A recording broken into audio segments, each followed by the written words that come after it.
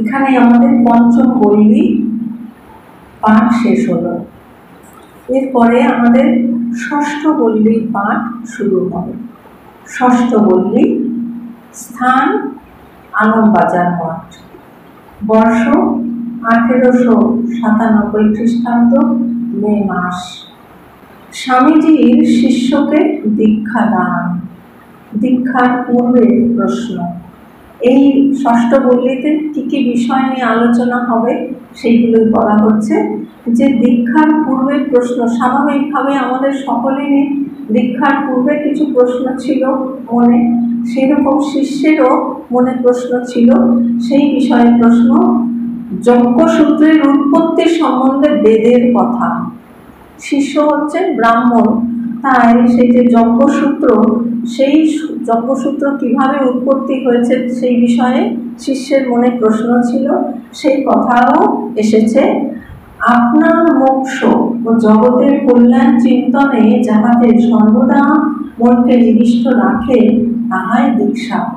পাপ পুণ্যের উৎপত্তি অহং ভাব হইতে, ক্ষুদ্র আমিত্বের ত্যাগেই আত্মার প্রকাশ, মনের লোপেই যথার্থ আমিত্বের প্রকাশ।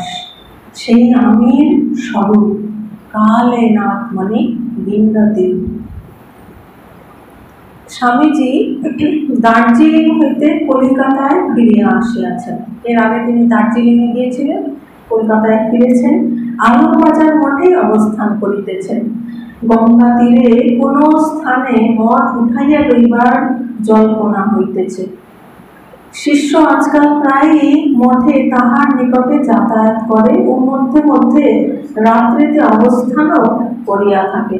তখন আলমবাজারি মঠ, সেখানে শিষ্য আসে এবং মাঝে মাঝে তিনি রাত্রে অবস্থানও করেন। তিনি স্বামীজির সঙ্গ লাভ করেন, স্বামীজির কাছে প্রশ্ন করেন, স্বামীজির উত্তর শোনেন। শিষ্যের জীবনের প্রথম পথ প্রদর্শক নাগ মহাশয় তাহাকে মন্ত্র দীক্ষা দেন নাই। শিষ্য শরৎচন্দ্র চক্রবর্তী সবচেয়ে আগে নাগ মহাশয়ের কাছে গিয়েছিলেন। হয়তো তিনি তার দীক্ষার কথাও বলেছিলেন নাগ মহাশয়কে, কিন্তু নাগ মহাশয় তাকে দীক্ষা দেননি। এবং মন্ত্র গ্রহণের কথা তুলিলে স্বামীজির কথা পাড়িয়া তাহাকে বলিতেন, স্বামীজি মহারাজ জগতের গুরু হইবার যোগ্য। কি দেখুন কত বিনম্রতা! নাগ মহাশয় কিন্তু দীক্ষা দেননি, তিনি বলেছেন স্বামীজি হচ্ছেন জগৎ গুরু, তিনি জগতের গুরু হবার যোগ্য, অর্থাৎ তার কাছ থেকেই তুমি দীক্ষা নাও, সেটি ঠিক হবে। দীক্ষা গ্রহণে কৃত সংকল্প হইয়া শিষ্য সেজন্য স্বামীজিকে দার্জিলিংয়ে ইতঃপূর্বে পত্র লিখিয়া জানাইয়াছিলেন। অর্থাৎ আগে যখন শিষ্যের সঙ্গে স্বামীজির দেখা হয়েছিল সেই সময় তখন দীক্ষার কথা তার হয়তো অতটা মনে আসেনি, তিনি স্বামীজিকে বলেননি। কিন্তু যখন তার দীক্ষা নেবার কথা খুব মনে হয়েছে, তিনি নাগ মহাশয়কে বলেছেন। এবং সেই সময় স্বামীজি দার্জিলিংয়ে ছিলেন, তাই তিনি স্বামীজিকে দার্জিলিংয়ে চিঠিও লিখেছিলেন। স্বামীজি তদুত্তরে লেখেন, নাগ মহাশয়ের আপত্তি না হইলে তোমাকে অতি আনন্দের সহিত দীক্ষিত করিব। দেখুন এখানেও স্বামীজিরও কত বিনম্রতা। তিনি কিন্তু নাগ মহাশয়ের কথা উল্লেখ নাও করতে পারতেন, কিন্তু এখানেই দেখুন স্বামীজির কত মহানতা। তিনি বলছেন যে নাগ মহাশয়ের যদি কোনো আপত্তি না থাকে, কারণ শিষ্য সবচেয়ে আগে নাগ মহাশয়ের কাছে দীক্ষা চেয়েছিলেন, তাই তিনি যদি অনুমতি করেন তাহলে আমি খুব আনন্দের সঙ্গে তোমাকে দীক্ষা দেব। চিঠিখানি শিষ্যের নিকটে এখনো আছে। মানে স্বামীজিও যেমন প্রিয়, আবার স্বামীজির জিনিসও প্রিয়, অত্যন্ত প্রিয় হবে এটাই স্বাভাবিক, তাই না? স্বামীজির লিখিত পত্র সেটিও শিষ্যের কত প্রিয়, সেই চিঠিটা তিনি তখনও তার কাছে রেখেছেন, যত্ন সহকারে রেখেছেন।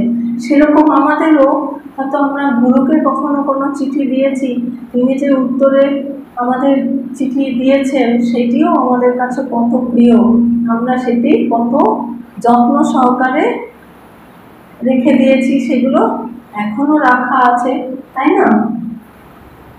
1303 সালে 19শে বৈশাখ স্বামীজি আজ শিষ্যকে দীক্ষা দিতে প্রতিশ্রুত হইয়াছেন। আজ শিষ্যের জীবনে সর্বাপেক্ষা বিশেষ দিন।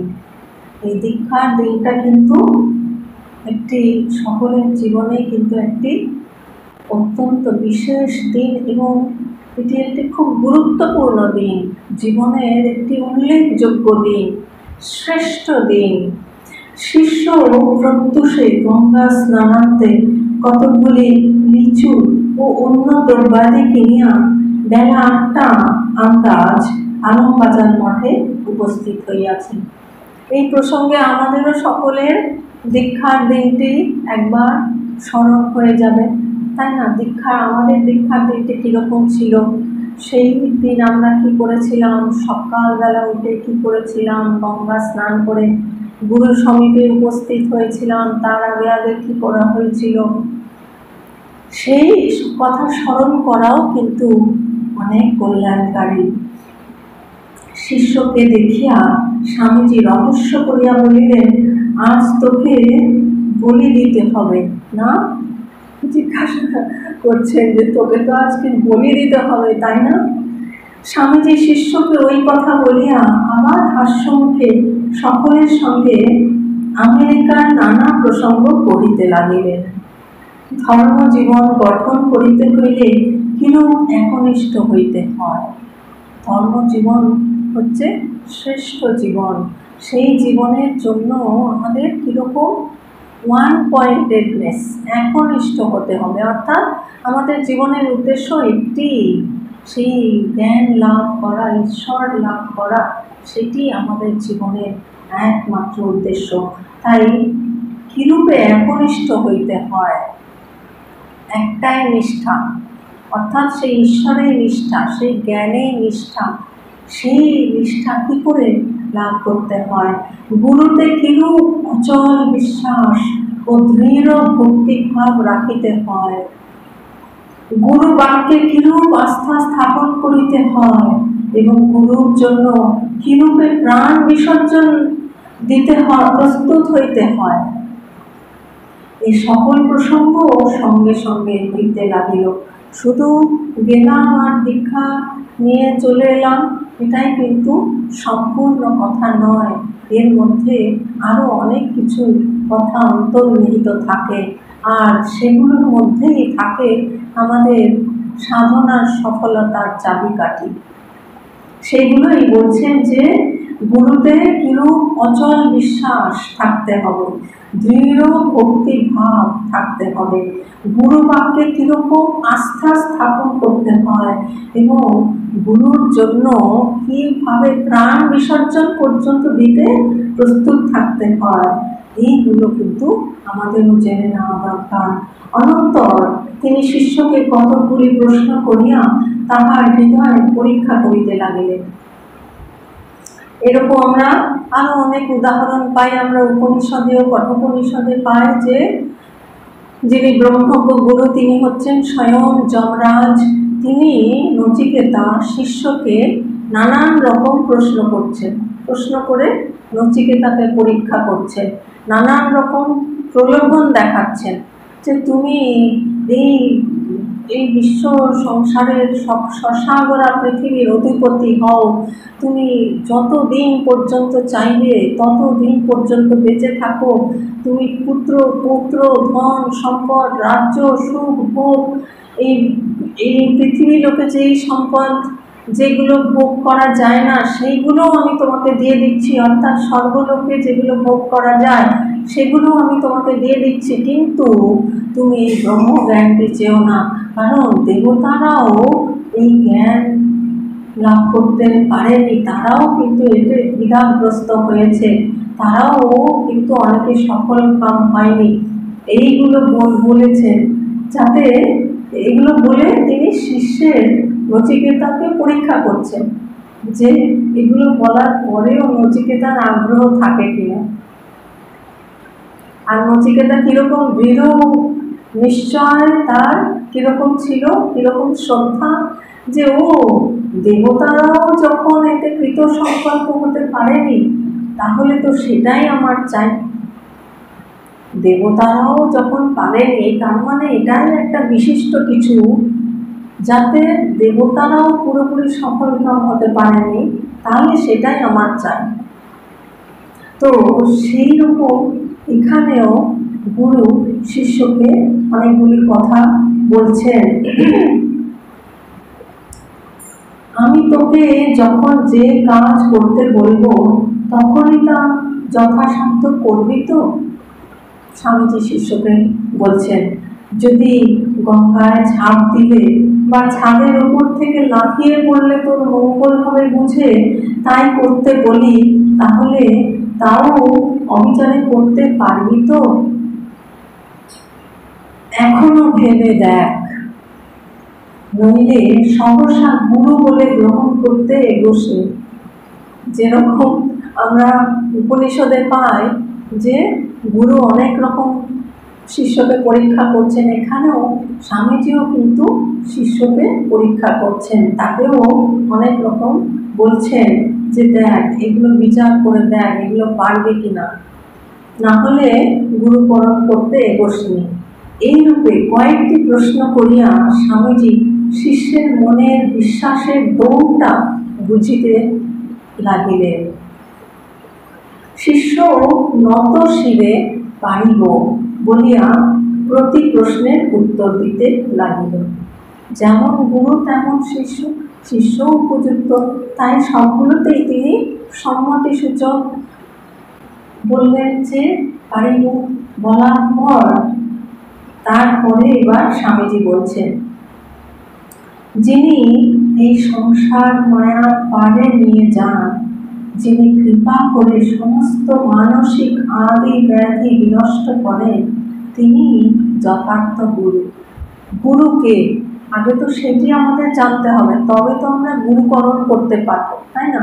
স্বামীজি নিজেই শিষ্যকে গুরুকে সেটি বলছেন যে কে গুরুকে, যিনি এই সংসার মায়ার পারে নিয়ে যান। আমরা তো সকলেই সেই সংসার পায়ার পারে যেতে চাই, তো সেইখানে যিনি নিয়ে যান, আর যিনি কৃপা করে সমস্ত মানসিক আদি ব্যাধি বিনষ্ট করেন।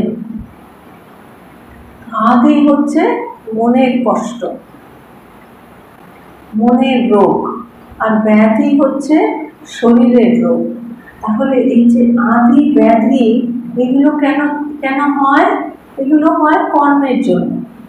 অজ্ঞানতা বশত আমরা নানান রকমের অশুভ কর্ম করে ফেলি, তার ফলস্বরূপ এগুলো আসে।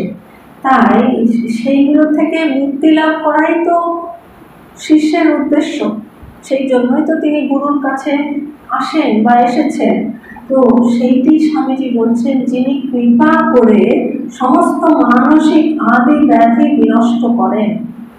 তিনি কেন, এখানে আরেকটি বিষয়, সেটি হচ্ছে যে তিনি কেন করেন, তার পেছনে কিন্তু গুরুর কোনো উদ্দেশ্য থাকে না, গুরুর কোনো মোটিভ থাকে না, কোনো ব্যবসায়িক মনোভাব থাকে না।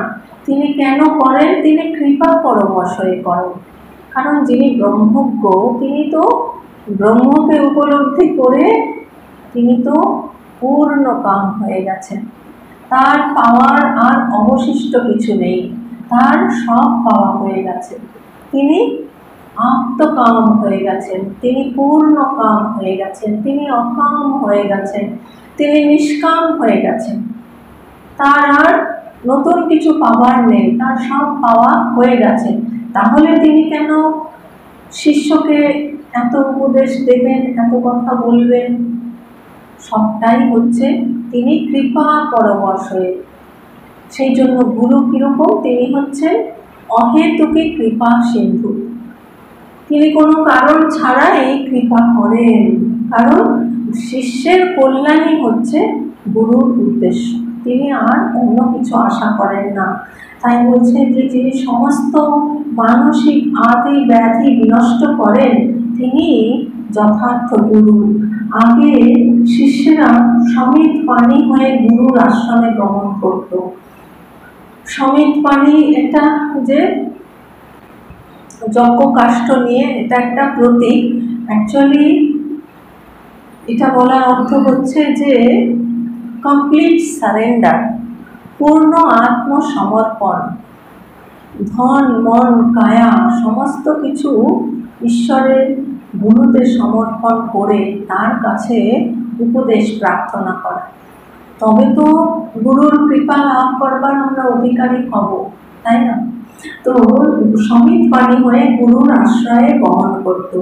গুরু অধিকারী বলে বুঝলে তাকে দীক্ষিত করে সবচেয়ে আগে কি গুরু পরীক্ষা করে দেখতেন যে অধিকারী কিনা, সে অধিকারী কিনা, সে দীক্ষার উপযুক্ত কিনা, সেটি বুঝলে তারপরে তিনি দীক্ষা দিতেন, দীক্ষিত করতেন। তারপরে কি করতেন? বেদ পাঠ করাতেন।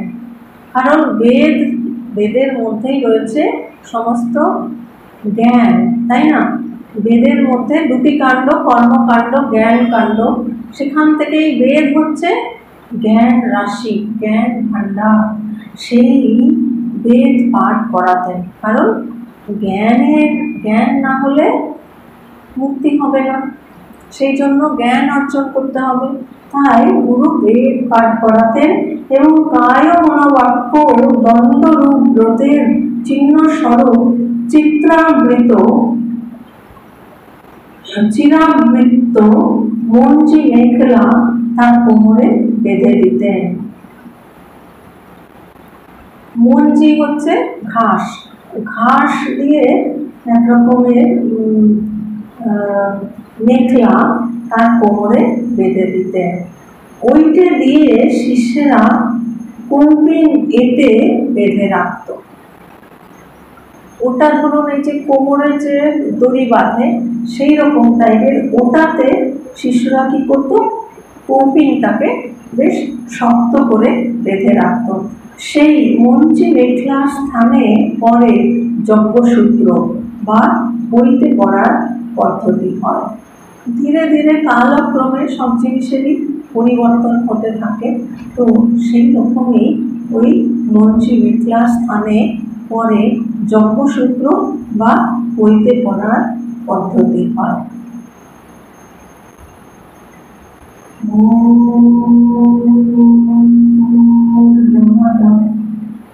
पूर्णमिदं पूर्णात् पूर्णमुदच्यते पूर्णस्य पूर्णमादाय पूर्णमेवावशिष्यते। ॐ शान्ति शान्ति शान्तिः। शङ्करं शङ्कराचार्यं केशवं बादरायणं सूत्रभाष्यकृतौ वन्दे भगवन्तौ पुनः पुनः। ईश्वरो गुरुरात्मेति मूर्तिभेदविभागिने व्योमवद्व्याप्तदेहाय दक्षिणामूर्तये नमः। ॐ शान्ति शान्ति शान्तिः। हरिः ॐ तत्सत्। श्रीरामकृष्णाय नमः।